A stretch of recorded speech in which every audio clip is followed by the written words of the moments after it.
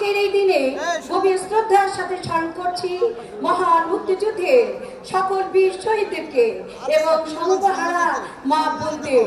স্মরণ করছি July August গণ অভ্যুত্থানে সকল শহীদদেরকে, যারা বুকের তাজা রক্ত দিয়ে এই নতুন বাংলাদেশ উপহার দিয়ে গেছেন।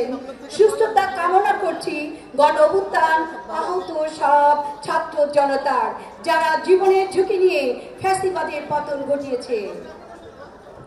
আজ এখানে দাঁড়িয়ে যার কথা বারবার মনে পড়ছে, তিনি হলেন যমুনা গ্রুপের প্রতিষ্ঠাতা চেয়ারম্যান বীর মুক্তিযোদ্ধা নুরুল ইসলাম, যিনি ছিলেন যুগান্তরের স্বপ্ন দ্রষ্টা। দেশের খেটে খাওয়া সাধারণ মানুষের কথা চিন্তা করে আজ থেকে 25 বছর আগে তিনি যুগান্তর প্রতিষ্ঠা করেছিলেন। আমি তার বৃদ্ধির আত্মার মাগফিরাত কামনা করছি। তিনি নির্যাতিত, নিপীড়িত, অসহায় মানুষের কণ্ঠস্বর হিসেবে যুগান্তরকে গড়ে তুলেছিলেন। এটা করতে গিয়ে তাকে অনেক সময় কঠিন পরিস্থিতি মোকাবেলা করতে হয়েছে। সত্য কথা বলার নিরন্তর সাহসের নাম হচ্ছে যুগান্তর। সাদাকে সাদা এবং কালোকে কালো বলাই হচ্ছে যুগান্তরের ধর্ম। যুগান্তর সম্পর্কে নতুন করে বলার কিছুই নেই।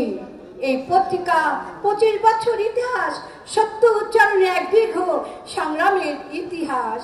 যুগান্তরকে একটি বস্তুনিষ্ঠ, সাহসী ও জনগণের মুখপত্র হিসাবে গড়ে তুলতে আমরা সবসময় প্রতিজ্ঞাবদ্ধ।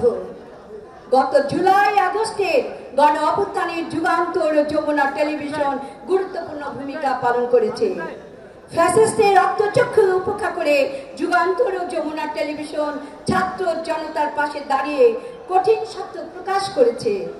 অনেক বাধা, বিপত্তি, হুমকি ধুমকি দিয়ে যুগান্তর যমুনা টিভিকে দামিয়ে রাখতে পারিনি।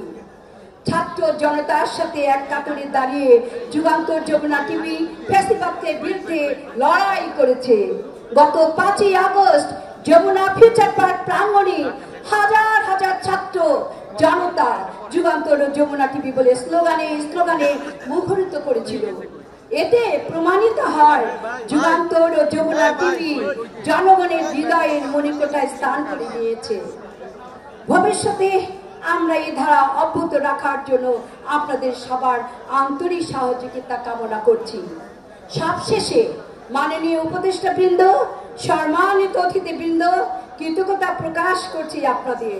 আপনারা সবাই সুস্থ থাকুন, দীর্ঘায়ু হন, মহান আল্লাহ তাআলার কাছে এই কামনাই করছি। যুগান্তর তার কর্ম চঞ্চল সহ দীর্ঘায়ু হবে ইনশাআল্লাহ।